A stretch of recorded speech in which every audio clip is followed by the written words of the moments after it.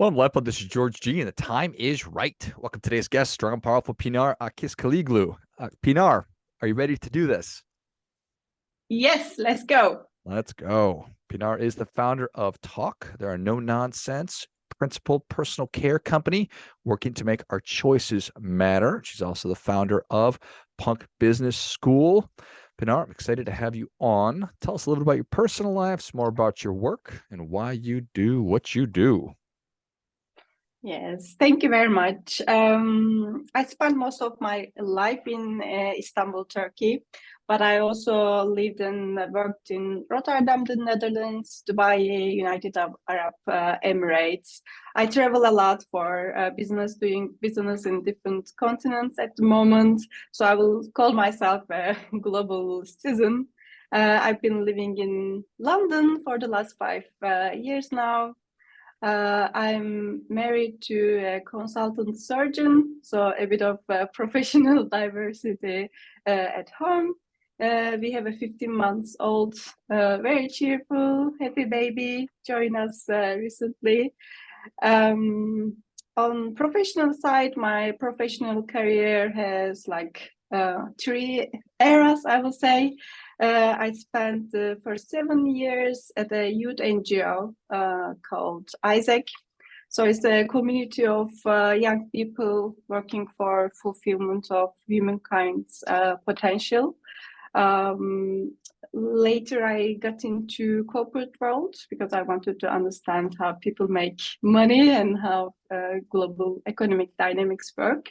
So I work for a global giant company, Henkel, for again almost a decade.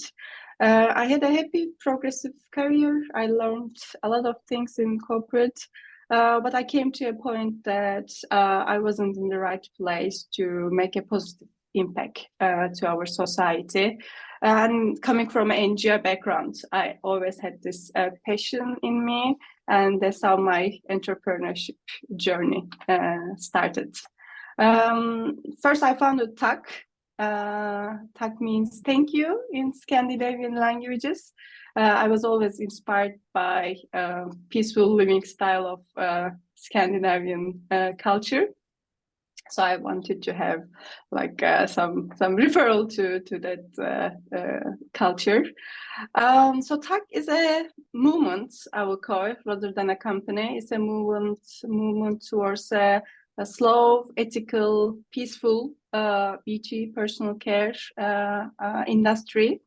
And I later founded Punk Business School to inspire like-minded change maker business leaders. Although sound different, both businesses have one thing in common, is to shake the existing power structures and inspire a new global economy that can serve humanity while protecting our world. Our home planet. So that's why I will I like calling myself as a business activist. That's a bit of myself. Would you like me to tell more about Takk now? I would love that. Okay, so I founded Takk because I had three main concerns about the B2 industry's future. And its impact on people's psychology and eventually to our planet. So the first thing is, I believe we have a choice overload in our industry, and average supermarket carries 200 different types of shampoo, all claiming a solution to a problem. I'm sure in the US the number is more than 200. This is a global average. So all claiming a solution to a problem. So when I joined the industry, I was working in the Middle East, and according to our analysis, numbers of people, percentage of people who will call their hair just like a normal hair was almost about 60%. And 10 years later, people who will call their skin or hair just normal without any problem was only 15%. So that's how beauty industry tricks and makes us believe into there's a problem with our appearance that needs to be fixed, and that's the way to sell more products to people. So 200 shampoos to choose from, and coming from the industry, I can clearly assure that there's no justification to this many numbers of options. And what this choice overload do to us, it feels like liberating at the beginning, right? You have all these options to choose from, but actually it paralyzes our true decision making. Because eventually, because your true decision making is paralyzed, the retailer is making the decision on your behalf, the way like they prioritize different products and so on. So with the ever evolving big consumption data, most of the time, whether it's a brick and mortar store or an e-commerce store, the retailer knows better than you what you're going to buy from that store. So we feel like we have the control, but choices are not ours, so it's a lost control. So at Takk, that's why we say we work to make our choices matter. So the second problem I have with the B2 industry today is that it's keep growing. It's always growing. Have you ever heard the B2 industry is a decline? No, in any circumstances, keep growing, keep growing. Bigger, so more. How bigger, more celebrating like penetration of this product to new homes and so on. So how come we keep needing more and more products every day? Is our like hair is substantially better than our grandmothers, for example? No, not necessarily. Like we keep being introduced innovation, but we all pretty much have the same like skin or hair. So which used to be only shampoo in the past. Like I remember in my childhood, I remember the time when conditioner as a second product was introduced. So I'm 40 years old. Like then it's like, I don't know, 30 years ago, that was only shampoo. Then it was conditioner.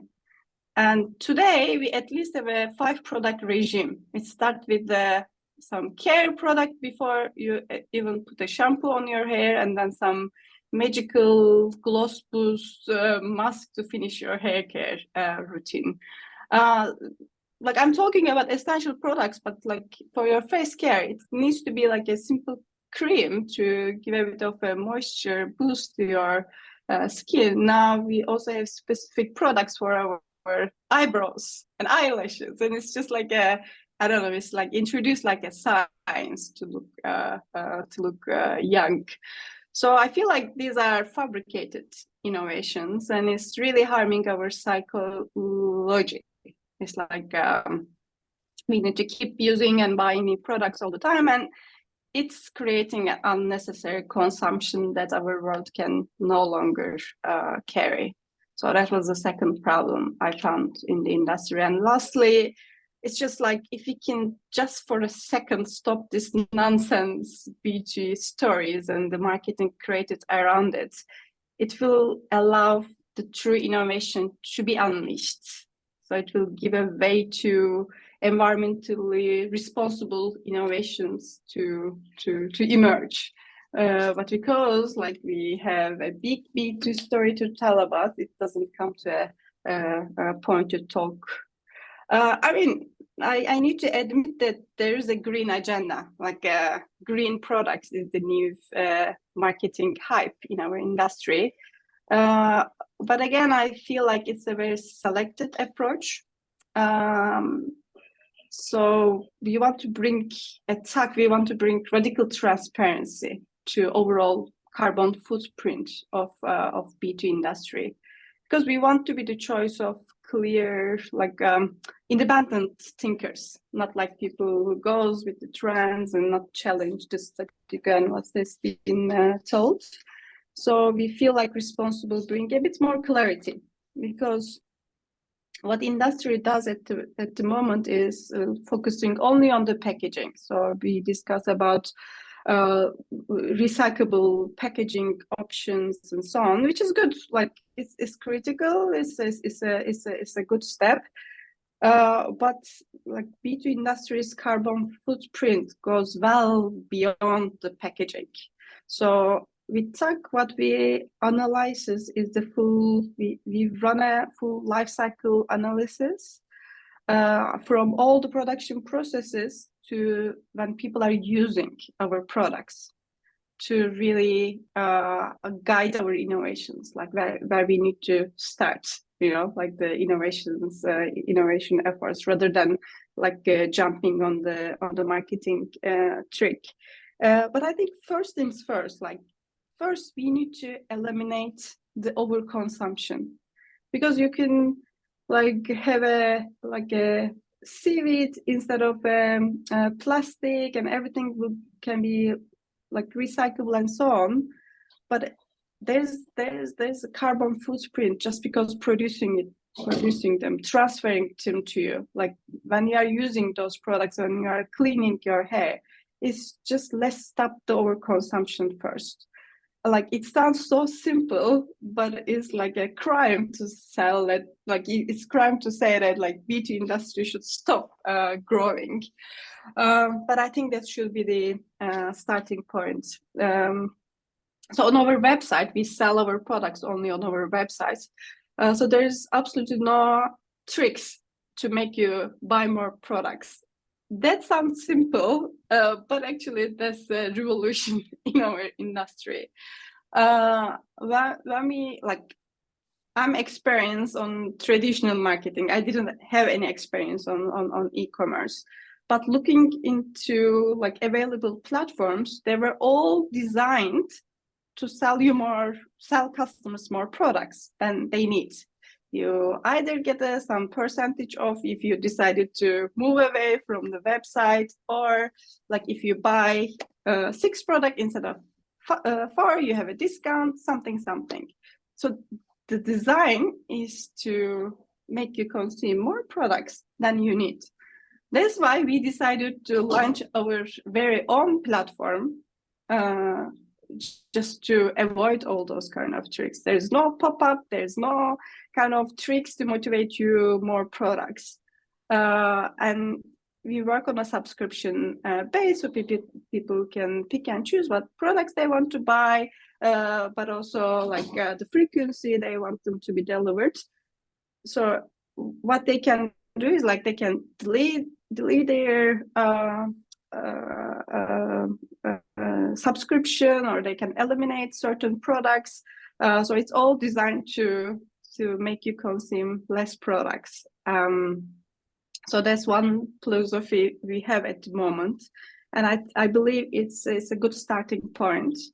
But as next step, we want to hold hands with different industries, like unthinkable industries for beauty industry, such as like farming industry, to kind of work with them if there's an excess of production of a certain product, if there's a way to integrate it into other formulations, and also like hold hands with like tire producers, for example, to kind of upcycle or recycle our packaging base.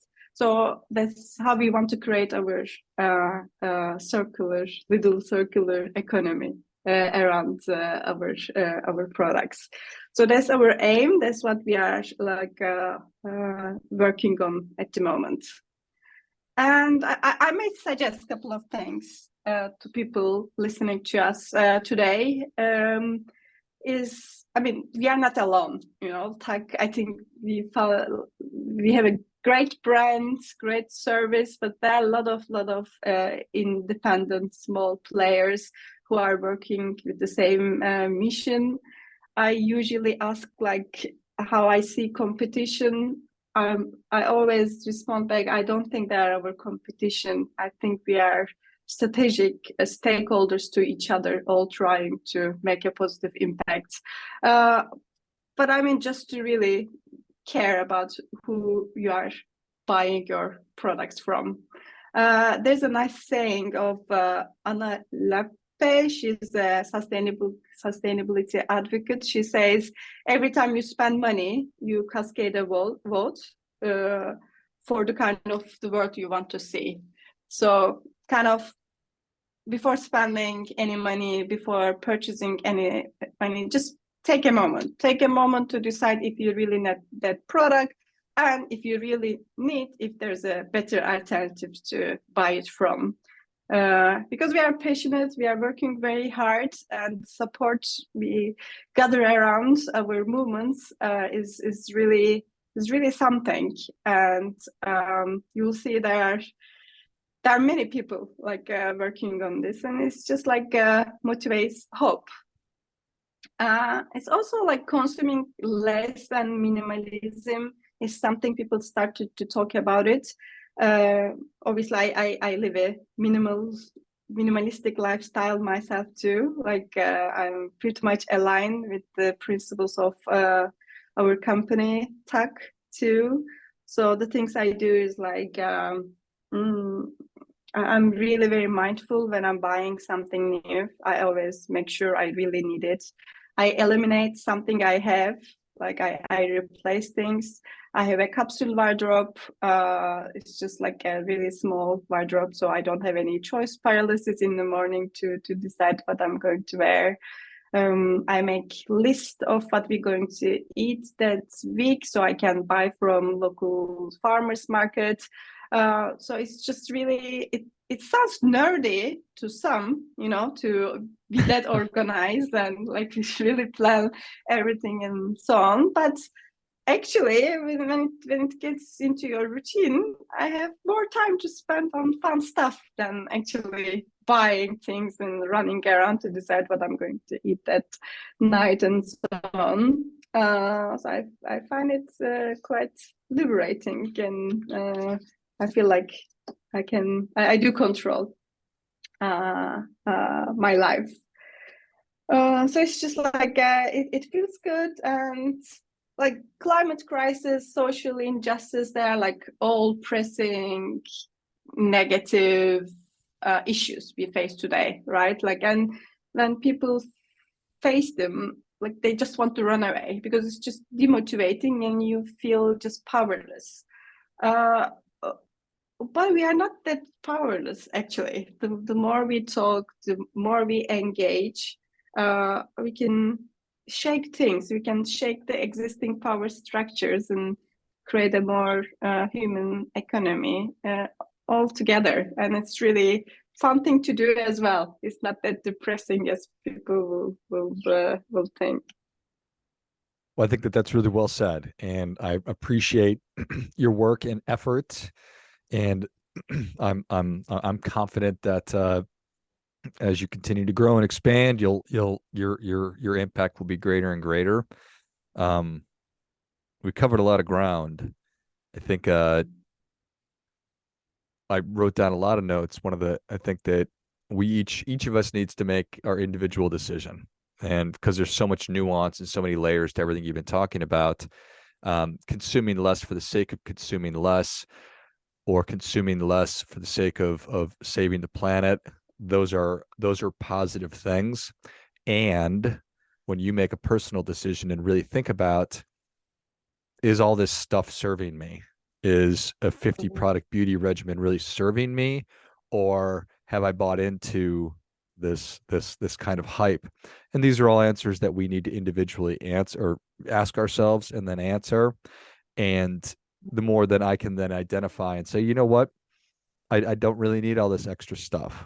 And frankly, it's keeping me from a headspace and a time and a money perspective from doing things that I really want to do. And that you've tapped into this from a beauty and a self-care perspective, I think is wonderful. And it's a microcosm for, if we could do that in every aspect of our life, and then examine and think about where we're putting our money, because we're voting with our dollars, we can have a far greater impact than we realize. Yeah, exactly. And it's just like sounds very simple, like it's not really a hard thing to do. I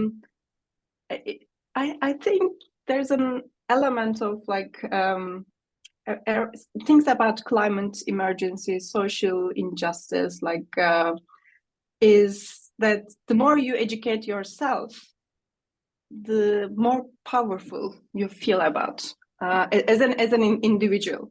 So I think really spending time exploring the things you can change things in your life. We don't need to be perfect, you can just sometimes get crazy. We are all human, but just think about it and implement the things that sounds simple to you.